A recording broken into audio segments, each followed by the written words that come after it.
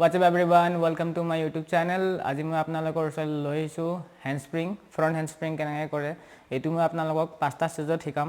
পাঁচটা ষ্টেজটো ভালকৈ চালে আপোনালোকে বুজি পাব যে ফ্ৰন্ট হ্যান্ডস্প্ৰিংটো একচুয়ালি কেনেকৈ কৰিব লাগে। তাৰ কাৰণে বহুত বেছি আমি ইকুইপমেন্ট ইউজ কৰা নাই, কেইটামান মেট ইউজ কৰিছো। তো ভিডিওটো লাষ্টলৈকে চাওক আপোনালোকে আৰু শিকিবলৈ ট্ৰাই কৰক। আমাৰ ফাৰ্ষ্ট ষ্টেজ হৈছে এখন ৱালত ফুল কিক স্পীডত কিক কৰি পেলাই হ্যান্ডস্টেণ্ড কৰিব লাগে।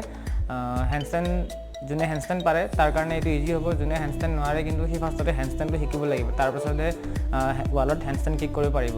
তো গোটেইখিনি বস্তু তাক ডেমনষ্ট্ৰেশ্যন কৰি দেখাব, আপোনালোকে ষ্টেপ বাই ষ্টেপ পুৰা ক্লিয়াৰলি চাব আৰু বুজিব ট্ৰাই কৰিব। ষ্টাৰ্ট।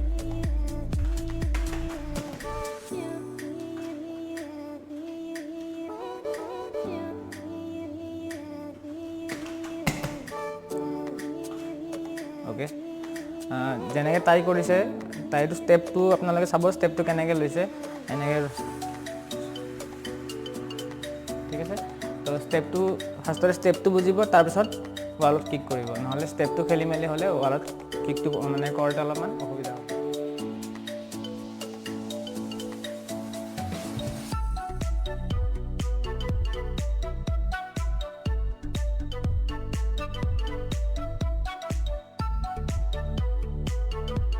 আমাৰ সেকেন্ড স্টেজ আছে, সেকেন্ড স্টেজটো আপোনাৰ handstand bridge and up, handstand bridge up. এইটো আপোনালোকে যোনে হ্যান্ডস্টেণ্ড পাৰিব, ব্ৰিজ পাৰিব, সিহে এইটো কৰিব পাৰিব। তো হ্যান্ডস্টেণ্ডটো ক্লিয়াৰ হ'ব লাগিব, ব্ৰিজটো ক্লিয়াৰ হ'ব লাগিব, আৰু ব্ৰিজ কৰি এনেকৈ উঠিব পৰা হ'ব লাগিব, তেতিয়াহে হ্যান্ডস্টেণ্ড ব্ৰিজ আপটো পৰা হ'ব। তাই এবাৰ ডেমনষ্ট্ৰেশ্যন দিব।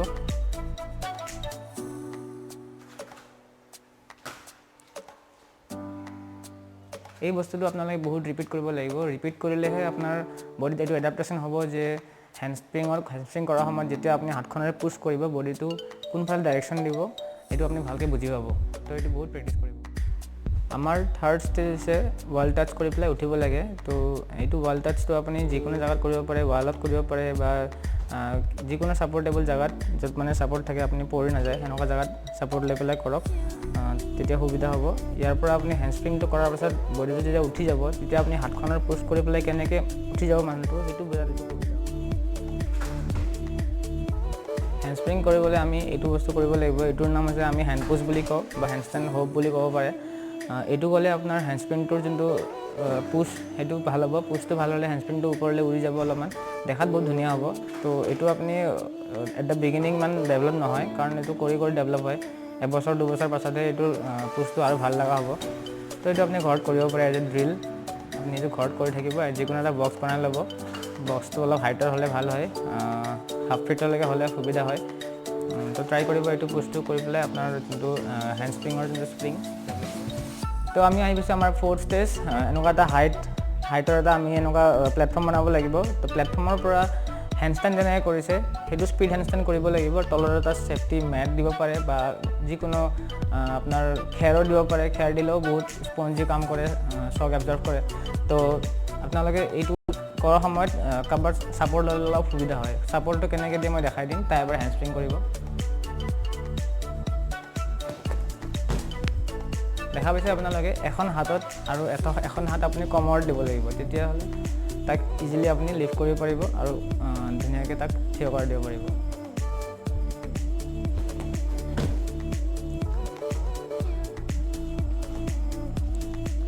তাই এবাৰ নিজে কৰি দেখাব।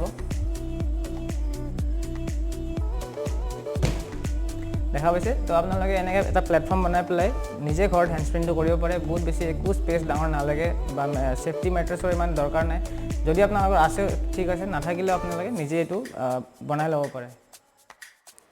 তো আমি আহি গৈছোঁ আমাৰ লাষ্ট এণ্ড ফাইনেল ষ্টেজত। ফাইনেল ষ্টেজত ডাইৰেক্ট হ্যান্ডস্প্ৰিংটো তলত গ্ৰাউণ্ড কৰিব লাগিব।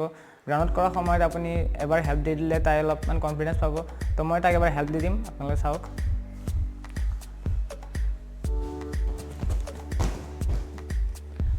তাই হৈ গৈছে হ্যান্ডস্প্ৰিংটো। আপোনালোকে দেখা পাইছে যে ষ্টেপ বাই ষ্টেপ কৰিলে কিমান ইজিলি শিকিব পাৰে। তাই এতিয়া নিজে কৰিব পৰা হৈছে।